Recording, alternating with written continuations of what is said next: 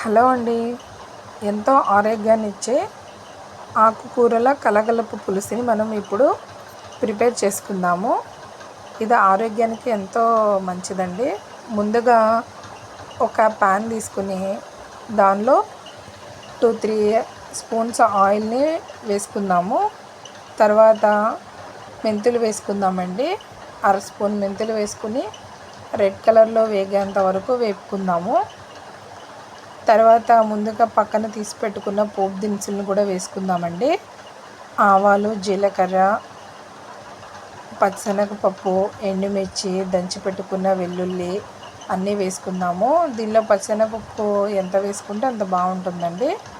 కుదిరితే కొంచెం ముందు నానబెట్టుకుని కూడా వేసుకోవచ్చు, పులుసులో బాగా అనిపిస్తుంది టేస్ట్ కూడా. తర్వాత మనము కరివేపాకు వేసుకుందాము. కరివేపాకు వేగిన తర్వాత ఫ్లేవర్ కోసం మనం ఇంగువను కూడా వేసుకుందామండి. పులుసుల్లో ఇంగువ బాగుంటుంది. తర్వాత మనం కట్ చేసి పెట్టుకున్న ఆనియన్, మీడియం సైజ్ ఆనియన్ని, పచ్చిమిర్చిని వేసుకుని కొంచెం పచ్చివాసన పోయేంత వరకు మగ్గబెట్టుకుందామండి. చూస్తున్నారు కదా, ఈ విధంగా ఎక్కువ మగ్గాల్సిన అవసరం లేదు. పులుసులో కొంచెం పంటికి తగులుతూ ఉంటేనే ఆనియన్ బాగుంటుంది టేస్ట్. ఇలా మగ్గిన తర్వాత ఒక మీడియం సైజు టమాటాను కూడా వేసుకుందామండి.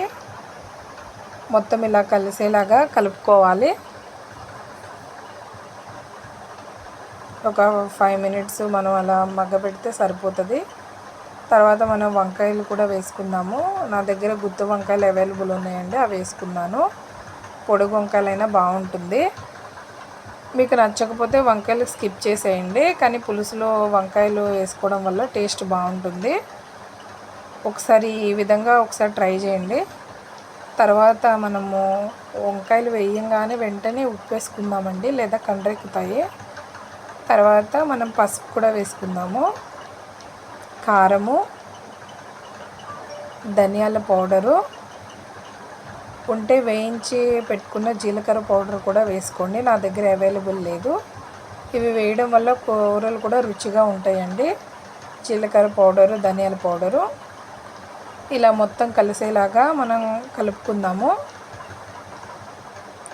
ఇవి కలగలుపు కూర ఎందుకు అన్నాను అంటేనండి, ఒకే ఆకుకూర కాకుండా మనం 2-3 రకాల ఆకుకూరల్ని తీసుకుని ఇది పులుసు చేస్తున్నాము.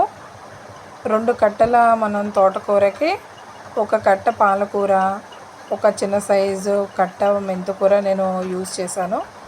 మీ దగ్గర ఏ ఆకుకూర ఇలా అవైలబుల్ ఉంటాయో అవన్నీ యూజ్ చేసుకోవచ్చండి. ఇది మంచి ప్రోటీన్ కూడా బాగుంటుంది. ఇలా మగ్గిన తర్వాత మనము మొత్తం మగ్గాక ఇలా ఆకుకూరలు వేసేసుకుందాము. చూస్తున్నారు కదా, ఇలా మొత్తం ఆకుకూరలు వేసుకుని మొత్తం మగ్గపెట్టుకుందామండి కలిపి. ఈ కూర ఆరోగ్యానికి కూడా చాలా మంచిదండి. ఇలా ఇగురు పెట్టినప్పుడు తోటకూర అట్లా పెద్దలకు కానీ పిల్లలకు కానీ ఇష్టం ఉండదు కదా, ఇలా ఒకసారి మీరు ట్రై చేయండి, చాలా బాగుంటుంది. ఇలా మొత్తం ఆయిల్ సపరేట్ అయ్యేంత వరకు మనం మగ్గబెట్టుకుందామండి. ఎక్కువ కదపొద్దు, వంకాయలు మొత్తం మళ్ళీ కలిసిపోతాయి. అందుకని కొంచెం అడుగంటకుండా పైన అట్లా కదుపుతూ తిప్పుకుందాము. తర్వాత మనం ముందుగా తీసి పెట్టుకున్న నిమ్మకాయ సైజ్ అంతా చింతపండు రసాన్ని పోసుకుందామండి. ఈ పులుసు పోసుకున్న తర్వాత కొంచెం వాటర్ పోసుకుని మనకి ఉడికేంత వరకు పోసుకుని మొత్తం కలిసేలాగా తిప్పి ఒక 10 మినిట్స్ మనం ఉడకబెట్టుకుంటే బాగుంటుందండి. ఆ వంకాయకి కానీ ఆకుకూరకి కానీ మొత్తం ఆ పులుపు అనేది పడుతుంది.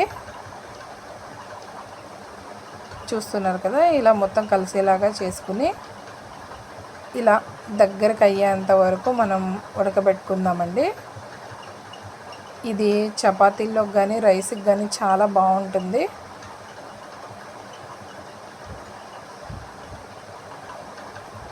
చూస్తున్నారు కదా, ఈ విధంగా మొత్తము దగ్గరగా అయ్యేంత వరకు మనం ఉడకబెట్టుకుందాము. తర్వాత మనం దగ్గరకు అయిన తర్వాత ఒక బౌల్లో తీసుకొని సర్వ్ చేసుకోవడమేనండి. ఈ విధంగా